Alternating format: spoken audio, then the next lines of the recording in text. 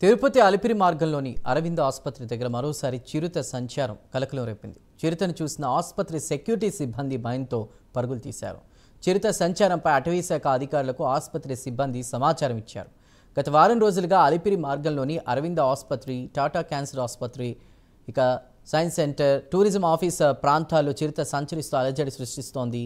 చిరుత తిరుగుతుందని అటవీ శాఖ అధికారులకు సమాచారం అందించినా పట్టించుకోవడం లేదంటూ కూడా ప్రజలు ఆరోపిస్తున్నారు. ఇక దీనిపై సమాచారం అందించడానికి మా ప్రతినిధి రవివర్మ సిద్ధంగా ఉన్నారు. రవివర్మ, అటవీ శాఖ అధికారులకు సమాచారం ఇచ్చినా పట్టించుకోవడం లేదంటూ కూడా వాళ్ళ యొక్క ఆవేదన వ్యక్తం చేస్తున్నారు. ఏంటి అప్డేట్ ఏంటి? అటవీ శాఖ అధికారులు ఏమంటున్నారు? సింధు, ఇవాళ తిరుపతి అలిపిరి మార్గంలో చిరుత కలకలం గత వారం నుంచి హడలెత్తిస్తా ఉంది. ముఖ్యంగా చెప్పాలంటే ప్రధానంగా తిరుపతి అటవీ ప్రాంతాన్ని ఆనుకొని, తిరుమల శేషాచలం అటవీ ప్రాంతాన్ని ఆనుకొని ఎస్వి జూ పార్కు, అలాగే దానికి అనుగుణంగానే దానికి ప్యారలల్ గానే అరవింద హాస్పిటల్, క్యాన్సర్ హాస్పిటల్, అలాగే సైన్స్ సెంటర్ ఇలాంటివన్నీ కూడా ప్రభుత్వం ఏర్పాటు చేసింది.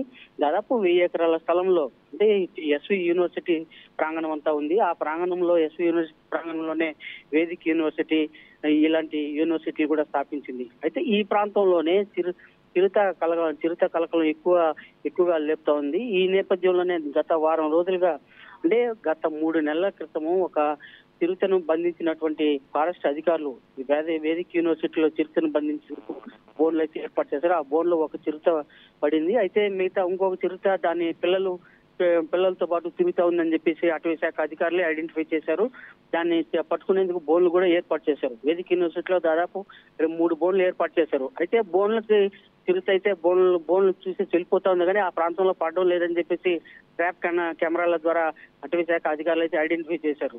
అయితే ఉన్నటువంటి చిరుత ఇప్పుడు సంచరించే చిరుత దాని పిల్లలతో పాటు ఆహారం కోసం సంచరిస్తా ఉందని చెప్పేసి ఫారెస్ట్ అధికారులు అయితే ఐడెంటిఫై చేశారు.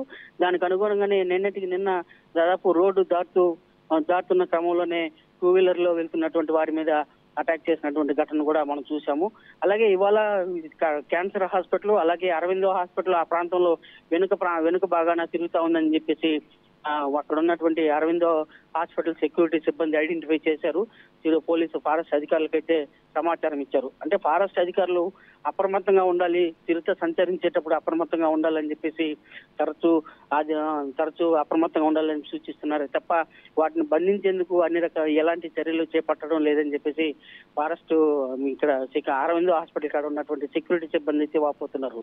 అయితే అరవిందో హాస్పిటల్ కాడ ఉన్నటువంటి సెక్యూరిటీ సిబ్బంది ట్రాప్ కెమెరాలను ఏర్పాటు చేశాము, అలాగే ఫారెస్ట్ అధికారులు కూడా అప్రమత్తంగా ఉండాలని సూచించారే తప్ప వాటిని నియంత్రించేందుకు ఎలాంటి చర్యలు చేపట్టడం లేదని చెప్పేసి వాళ్ళు వాపోతున్నారు. అయితే ఇటీవల కాలంలో ఎన్నడూ లేని విధంగా శేషాచలం అటవీ ప్రాంతంలో చిరుతల సంఖ్య పెరగడంతోనే, ఆహార సమస్య తలెత్తడంతోనే ఇలాంటి ఘటనలు తరచూ తలెత్తున్నాయని చెప్పేసి ఫారెస్ట్ అధికారులు సూచిస్తున్నారు. దానికి అనుగుణంగా వాటిని కట్టడి చేసేందుకైతే, వాటిని ట్రాప్ చేసి క్యాచ్ చేసేందుకు అన్ని రకాల చర్యలు చేపడుతున్నామని చెప్పేసి ఫారెస్ట్ అధికారులు అయితే పేర్కొంటున్నారు. రైట్ రవర్మ, థ్యాంక్ యూ.